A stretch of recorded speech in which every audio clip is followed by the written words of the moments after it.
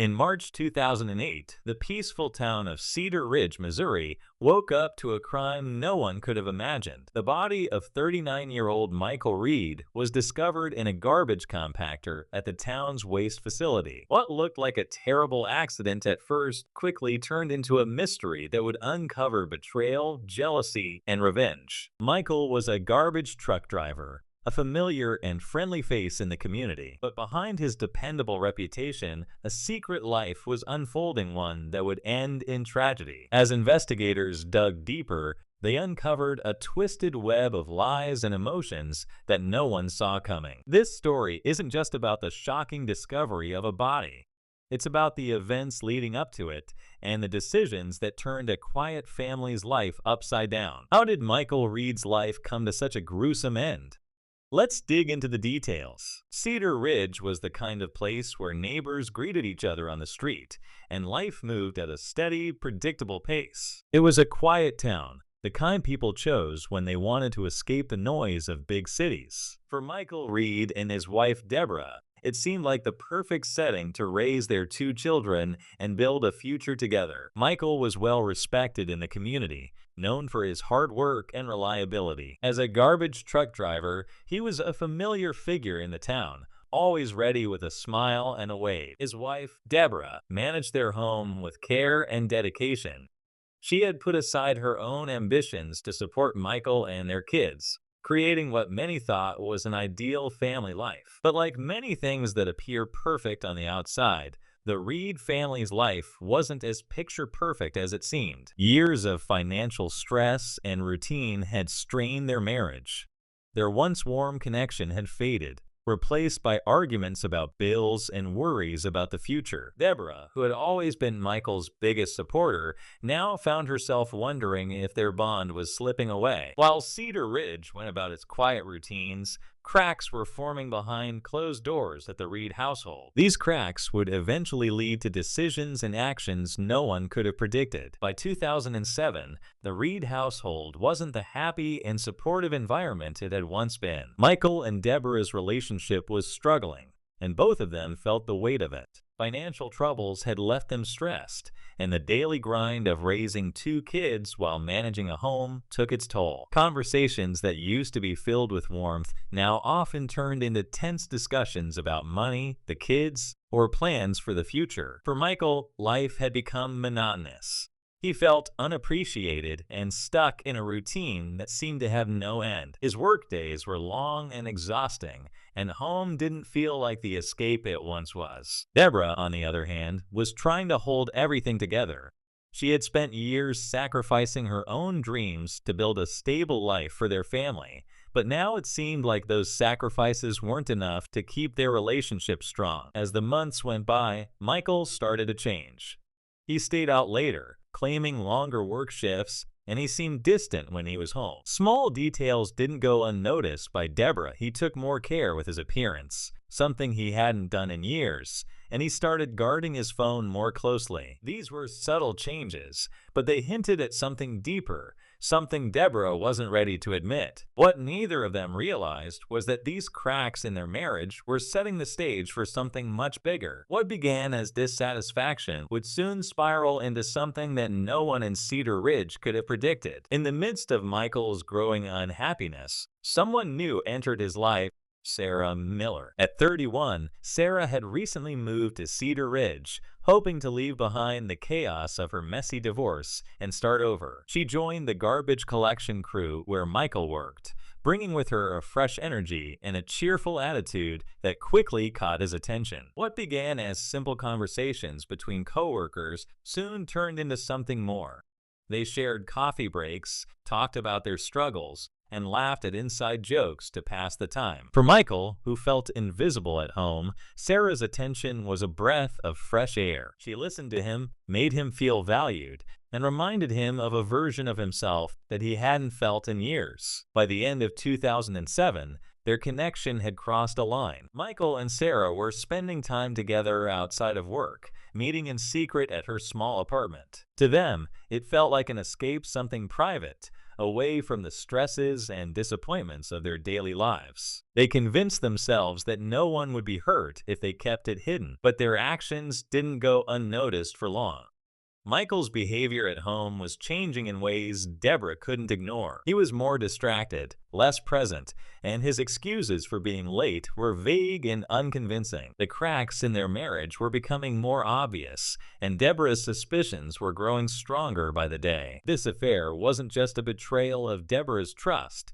It was a spark that would ignite a chain of events leading to a tragedy no one could stop. Deborah had always trusted her instincts, and by early 2008, she knew something was wrong. Michael's late nights and sudden changes in behavior didn't add up, and her once unshakable trust in him started to waver. At first, she tried to dismiss her worries as overthinking, but the signs became impossible to ignore. One day, while tidying up the house, Deborah stumbled upon something she couldn't explain, a small heart-shaped locket hidden in Michael's work jacket. It wasn't hers, and it certainly didn't belong to their teenage daughter. The engraving on it, "To Siemens," felt like a message meant for someone else. Her heart sank as the truth began to dawn on her. Instead of confronting Michael right away, Deborah decided to investigate. She started paying closer attention to his phone, his habits, and the stories he told about his day. What she found only confirmed her fears.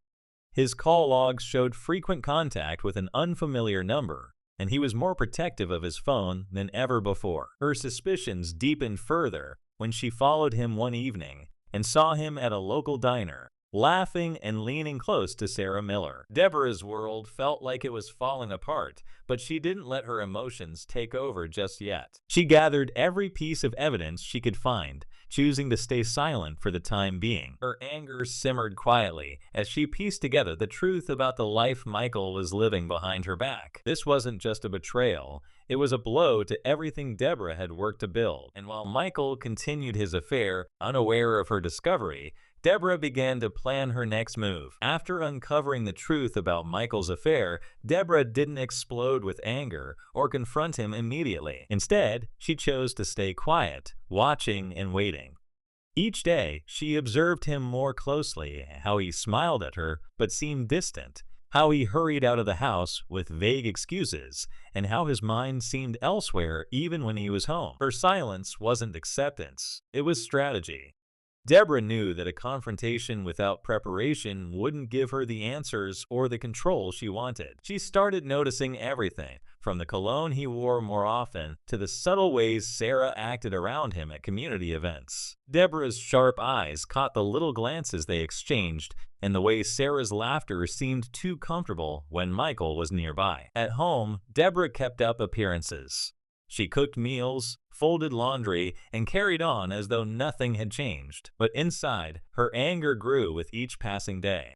She thought about the sacrifices she had made for their family years of putting her own needs aside to support Michael, and now he was throwing it all away for someone else. The betrayal wasn't just painful, it was infuriating. Deborah's emotions weren't just boiling under the surface, they were shaping into something darker. Every detail she uncovered about Michael's secret life added fuel to her growing determination. She wasn't just angry at him for the affair, she felt humiliated, betrayed, and discarded. And while she kept her silence, she began to plan her response carefully, knowing that when the time came, it would be on her terms. What started as quiet observation was quickly turning into something much more dangerous.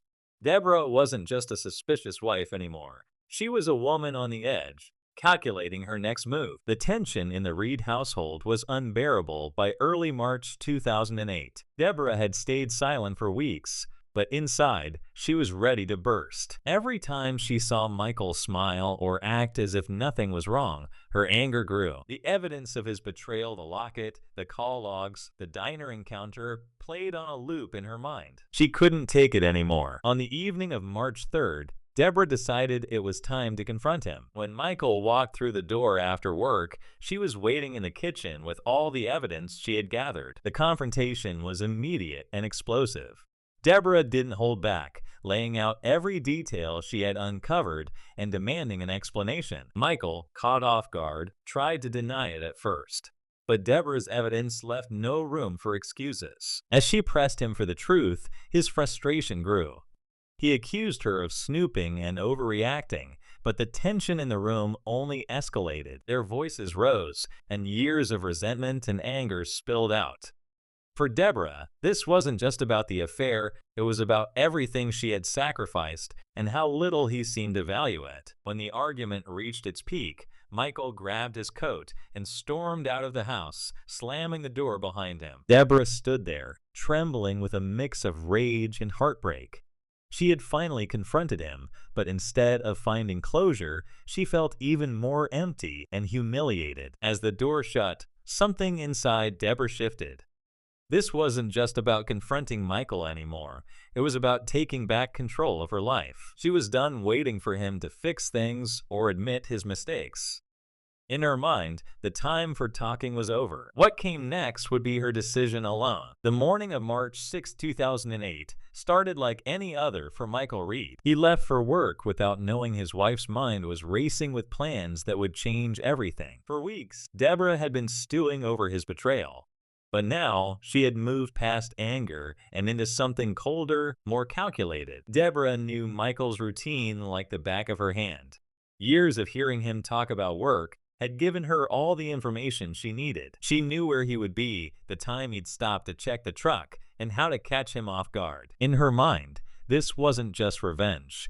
It was justice for all the pain he had caused her. That morning, while Michael and Sarah were on their route, Deborah waited. Armed with a tire iron she had taken from their garage, she drove to a quiet spot along his route. She parked her car where she wouldn't be seen and waited, watching the garbage truck from a distance. Her heart pounded, but her mind was focused. When the truck stopped for Michael to clear a jam in the compactor, Deborah saw her chance. As he stepped out to investigate, his back turned to the road. She made her move. Gripping the tire iron tightly, she approached him with a determination that had been building for weeks. The blow was swift and brutal. Michael collapsed to the ground, the weight of betrayal and anger now replaced by the reality of what she had done. Blood pooled beneath him as Deborah stood over his lifeless body, her breathing heavy, but her emotions numb. Sarah, hearing the commotion, rushed out of the truck and froze at the sight before her. Deborah turned to Sarah, her eyes filled with intensity.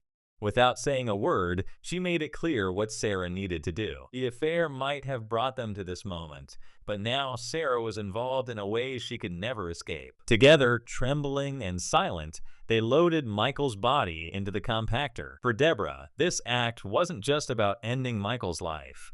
It was her way of erasing the pain and humiliation she had endured. As the compactor roared to life, she watched with cold detachment, feeling a grim sense of control she hadn't felt in years. Michael Reed's death wasn't just a crime. It was the final, horrifying result of a marriage that had crumbled under the weight of secrets, lies, and betrayal. The following day, March 7, 2008, started like any other at the Cedar Ridge Municipal Waste Facility. Workers went about their usual tasks, unloading garbage trucks and managing the endless piles of trash. But that morning, something was different. As one of the facility's longtime employees, Tony Vega, began clearing a jam in one of the compactors, he made a discovery that would shock the entire town. At first, Tony thought it was just another piece of debris stuck in the machinery. But as he got closer, he realized something was terribly wrong. Among the crushed garbage, he spotted what appeared to be human remains. Blood streaked the surrounding trash, and a sickening sense of dread washed over him. It didn't take long for him to understand the gravity of what he had found. The police were called immediately, and the site was shut down. Officers arrived quickly, cordoning off the area as workers and bystanders gathered in stunned silence. The discovery was gruesome and horrifying, and no one could imagine how something like this could happen in their small, quiet town. Detective Harold Norris, a seasoned investigator known for his steady demeanor, was brought in to handle the case. As Detective Norris began his initial examination, he noted the extent of the damage to the remains caused by the compactor. Identifying the body would be a challenge, but one detail stood out: a tattoo on the victim's arm. It was distinctive and recognizable, a key piece of evidence that would soon lead to the victim being identified as Michael Reed. For the people of Cedar Ridge, the idea that one of their own could be found in such a horrifying state was unthinkable. But for Detective Norris, this was only the beginning. The circumstances of Michael's death pointed to something far more sinister than an accident. Someone had gone to great lengths to cover up this crime, and Norris was determined to uncover the truth. The peaceful facade of Cedar Ridge had been shattered, and now the investigation was underway to find out who was responsible for this shocking act. As the gruesome discovery of Michael Reed's remains sent shockwaves through Cedar Ridge, Detective Harold Norris got to work. With years of experience handling tough cases, Norris knew from the start that this wasn't an accident. The way Michael's body had been hidden pointed to careful planning, and he suspected foul play from the beginning. The first step was to piece together Michael's final hours. Norris interviewed his coworkers, neighbors, and anyone who might have seen him on the day he disappeared. His coworkers described him as reliable and kind, but one name kept coming up: Sarah Miller. She was a new addition to the garbage collection team and had been spending a lot of time with Michael. Norris decided she was someone worth talking to. When Norris questioned Sarah, her demeanor set off alarms. She avoided eye contact, fidgeted with her hands, and seemed overly nervous. At first, she denied knowing anything about Michael's death, but as Norris pressed her with more questions, cracks began to show. She admitted to her affair with Michael, revealing their plans to leave Cedar Ridge together. However, when asked about the murder, Sarah claimed she had no knowledge of it. Her reluctance to provide clear answers only deepened the detective's suspicions. At the same time, Norris turned his attention to Deborah Reed, Michael's wife. She had reported him missing a few days earlier, saying he had left after an argument and never returned. When Norris visited Deborah, he was struck by her detached demeanor. She spoke about Michael's disappearance calmly, almost rehearsed, and seemed more guarded than grieving. Neighbors reported seeing Deborah sitting outside Sarah's apartment late at night, and some mentioned hearing heated arguments between her and Michael in the weeks leading up to his death. As the investigation continued, Norris collected key evidence. Surveillance footage from traffic cameras showed Deborah's car trailing behind Michael's garbage truck on the morning of March 6th. This, combined with inconsistencies in her story, gave Norris enough reason to dig deeper into her involvement. What had started as a simple missing persons case was now unraveling into a chilling tale of betrayal and rage. For Norris, the evidence was leading to one undeniable conclusion: Michael Reed's death wasn't just a crime of opportunity. By late March 2008, the pieces of the puzzle were coming together, and all signs pointed to Deborah Reed. Detective Harold Norris had built a strong case against her, backed by evidence that was too compelling to ignore. Surveillance footage showed her car near Michael's route on the morning of his death, and a search of her home revealed damning items: a blood-stained tire iron, Michael's missing work jacket, and gloves hidden in the basement. Deborah's silence and lack of cooperation only strengthened the case against her. On March 22, 2008, officers arrived at the Reed home with an arrest warrant. The once lively house now felt hollow, and Deborah's demeanor matched it: cold and emotionless. She didn't resist when the police handcuffed her and read her rights. Neighbors peeked from their windows, whispering in disbelief as they watched Deborah being escorted out of the house. The quiet town of Cedar Ridge was now the center of a scandal that no one could have predicted. At the police station, Deborah refused to speak during questioning. Despite the overwhelming evidence against her, she maintained her composure, offering no confession or explanation. Her silence wasn't an admission of guilt, but it wasn't a denial either. It was as though she had resigned herself to the inevitable. The arrest marked a turning point in the case.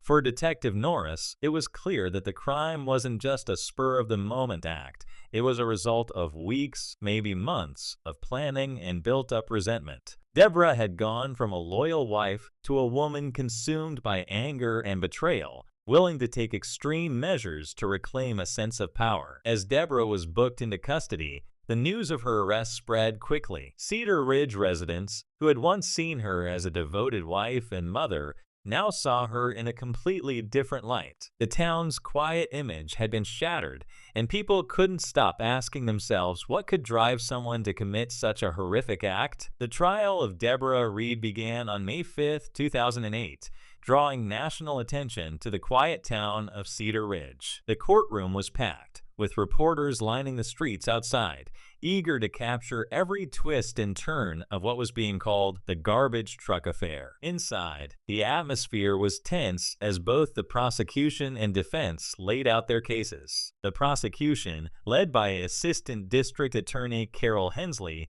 wasted no time in painting Deborah as a woman consumed by jealousy and rage. They argued that her actions were calculated and deliberate, showing the jury the physical evidence collected from her home, the blood-stained tire iron, the gloves, and the surveillance footage linking her to the crime. Hensley described the murder in chilling detail, emphasizing how Deborah's anger had turned into an act of cold-blooded violence. On the other side, Deborah's defense attorney, Victor Mendez, took a different approach. He didn't deny the evidence, but tried to shift the focus to the emotional toll Deborah had endured. He painted her as a victim of years of emotional neglect and betrayal, arguing that Michael's affair had pushed her to the breaking point. Mendez urged the jury to consider her state of mind, portraying her as a deeply hurt woman, not a calculated killer. The trial reached its emotional peak when Sarah Miller took the stand. Her testimony was raw and emotional, recounting the day of Michael's death in vivid detail. She admitted to her affair with Michael and described how Deborah had confronted her after the murder, forcing her to help dispose of the body. Sarah's voice trembled as she spoke, and her account left the courtroom in stunned silence. Throughout the trial, Michael's family sat in the front row, grappling with a mix of grief and anger. They had lost not only a son and brother, but also the image of him they had known. The revelations of his affair and the brutal circumstances of his death added layers of pain to their mourning. After 2 weeks of arguments, the jury deliberated for only a few hours. The verdict was clear: Deborah Reed was found guilty of first-degree murder.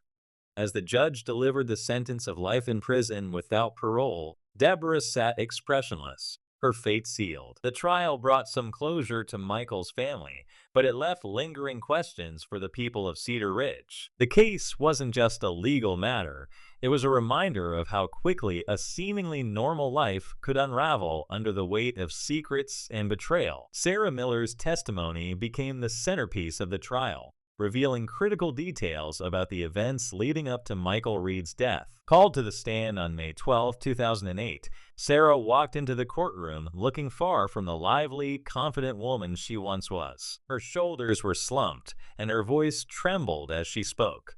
The weight of the events clearly haunted her. Under oath, Sarah recounted how her relationship with Michael began and how it spiraled into an affair. She admitted to feeling guilt over the affair, but explained how Michael had confided in her about his dissatisfaction with his marriage. Their connection, she said, felt like an escape from their personal struggles, though she never imagined it would end so tragically. When asked about the day of Michael's death, Sarah's voice broke. She described hearing the sound of the confrontation while sitting in the truck, stepping out to find Deborah standing over Michael's lifeless body with a tire iron in her hand. Sarah detailed the shock and fear she felt in that moment, particularly when Deborah turned to her and demanded she help dispose of the body. According to Sarah, Deborah's intensity left her no choice. She was terrified of what Deborah might do if she refused. Fighting back tears, Sarah explained how the two of them loaded Michael's body into the compactor, an act she said she would never forget. Her testimony painted Deborah as a woman driven by fury, but it also revealed Sarah's own role in covering up the crime, even if out of fear. The courtroom was silent as Sarah finished. Her account was raw and emotional, leaving the jury and spectators visibly shaken. Though her testimony was crucial in the prosecution's case, it also cast a shadow over Sarah's character, highlighting her complicity in the aftermath of the murder. For Sarah, taking the stand was as much a confession as it was a testimony. On May 19, 2008, after 2 intense weeks of testimony and evidence, the jury returned with their verdict. It didn't take long for them to reach a decision. Deborah Reed was found guilty of first-degree murder. The courtroom fell silent as the judge read the verdict aloud, his voice steady and firm. For the Reed family, the words brought a mix of relief and sorrow. Justice had been served, but it didn't erase the pain of their loss. When it came time for sentencing on June 2, 2008, the judge made it clear that this was not a crime of passion. It was a premeditated act. Deborah was sentenced to life in prison without the possibility of parole. The weight of her punishment reflected the calculated nature of her actions and the lasting impact on the community of Cedar Ridge. As the sentence was handed down, Deborah sat quietly, showing no visible reaction. To the outside world, she had been stripped of the fiery determination that had led her to commit the crime. Instead, she seemed resigned to her fate, as if the verdict had been decided in her mind long before the trial began. Michael's family, seated in the front row, held hands tightly as the sentence was delivered. For them, the trial had been a grueling process, forcing them to confront not only the loss of Michael, but also the secrets of his life that had come to light. His mother, clutching a photograph of her son, whispered a prayer as the judge's gavel fell. For Sarah Miller, the trial marked the end of one chapter and the beginning of another. Though she wasn't charged due to her cooperation with the investigation, she couldn't escape the guilt and judgment that followed her. Unable to stay in Cedar Ridge, she left town shortly after the sentencing, hoping to rebuild her life far from the shadow of what had happened. The courtroom emptied, leaving behind an air of finality. The verdict brought closure to the legal case, but left behind scars that would take far longer to heal. For Cedar Ridge, the trial had been a public reckoning, a reminder of how deep betrayal and anger could cut, and how devastating the consequences could be. The trial might have ended, but the impact of Michael Reed's murder lingered long after the courtroom emptied. Cedar Ridge, once a peaceful and quiet town, was now a place forever tied to the horrifying events that unfolded in early 2008. Neighbors who once exchanged friendly greetings now spoke in hushed tones about the Reed family, their lives overshadowed by tragedy and scandal. Deborah Reed, now serving a life sentence in a state prison, became a shadow of the person she once was. Once a strong and devoted mother and wife, she now spent her days in solitude, avoiding contact with other inmates. For her, the prison walls weren't just a physical barrier, but a constant reminder of the choices she made and the family she destroyed. For Sarah Miller, the aftermath was no easier. Though she escaped criminal charges due to her cooperation, the weight of her involvement in Michael's death followed her wherever she went. She moved away from Cedar Ridge, hoping to start fresh, but the memories of that day remained etched in her mind. Every new friendship, every moment of happiness was clouded by guilt she couldn't shake. Michael's family faced their own struggles. Losing him was hard enough, but the revelations about his affair and the circumstances of his death complicated their grief. His siblings wrestled with anger and confusion, while his mother held on to the memory of the man she had known before his life unraveled. The Reed house, once filled with the sounds of a bustling family, now stood empty. For the community, it became a symbol of how quickly life could fall apart when trust and love are replaced by betrayal and anger. Stories about the garbage truck affair, as the case came to be known, circulated for years, becoming a cautionary tale told over coffee and at family gatherings. In the end, Michael Reed's death was more than a crime. It was a stark reminder of how unchecked emotions can spiral into devastating consequences. Cedar Ridge would never be the same, and for everyone involved, the echoes of that fateful March morning would never fully fade. As life moved on, the story left behind a lingering question. Could anything have been done to prevent such a tragedy? For some, the answer didn't matter. The damage was already done, and the scars would last forever.